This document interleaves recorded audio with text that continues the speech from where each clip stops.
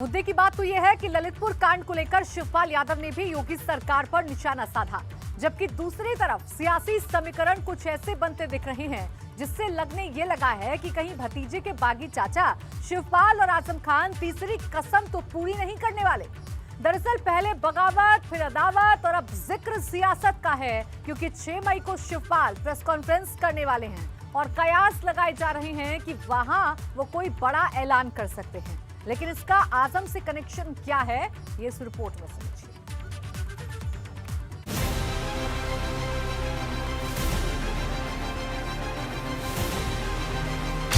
आजम शिवपाल की तीसरी कसम।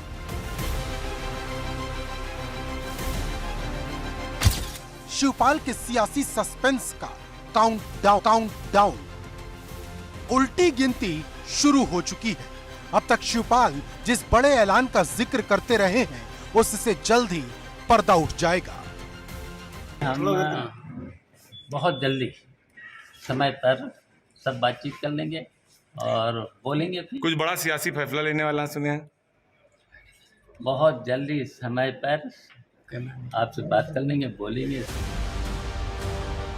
क्योंकि मुद्दे की बात यह है कि शिवपाल 6 मई को प्रेस कॉन्फ्रेंस करने वाले हैं और माना जा रहा है कि इस दौरान वो कोई बड़ी घोषणा कर सकते हैं।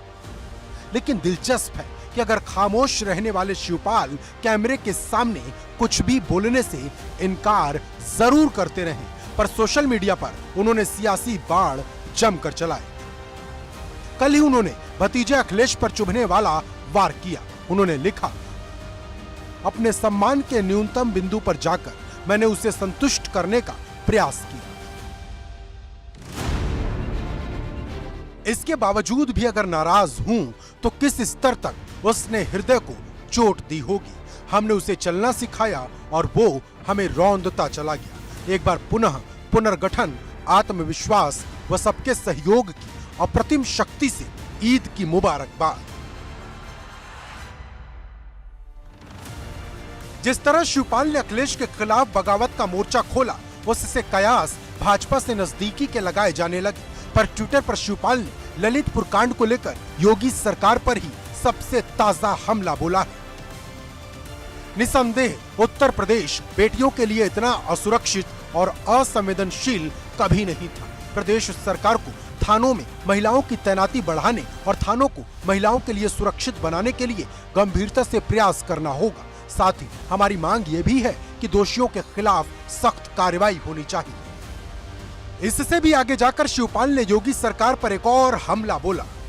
ललितपुर में एक 13 साल की बच्ची के साथ गैंगरेप और फिर शिकायत लेकर जाने पर थानेदार द्वारा बलात्कार की घटना पुलिस व्यवस्था की निष्ठुरता व नृशंसता की बानगी भर है। न जाने कितनी निरीह बेटियां ऐसी होंगी जिनके अपमान की करुण कथा नौकरशाही व पुलिस व्यवस्था की परिधि से बाहर ही न आ पाती होगी।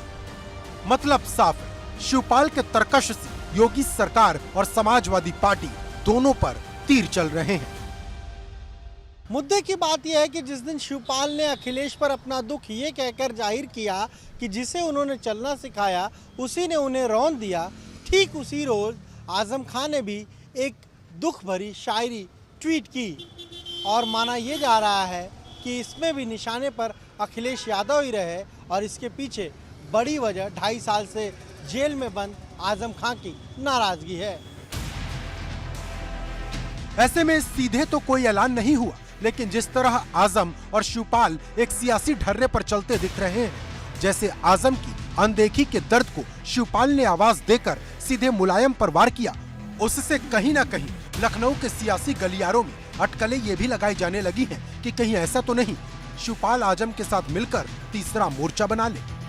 मुद्दे की बात ये भी है कि आजम को भले ही इस बार की ईद भी जेल की सलाखों के पीछे मनानी पड़ी हो, लेकिन 72 केस में से 71 में उन्हें जमानत मिल चुकी है, जबकि सिर्फ एक मामले में ही पेच फंसा है। 2 दिन पहले शिवपाल यादव ने आजम खान के एक वीडियो को शेयर करते हुए ट्वीट किया था कि अच्छी और ईमानदार सोच हमेशा मुकाम पर पहुंचती है। Bureau report, ABP Ganga.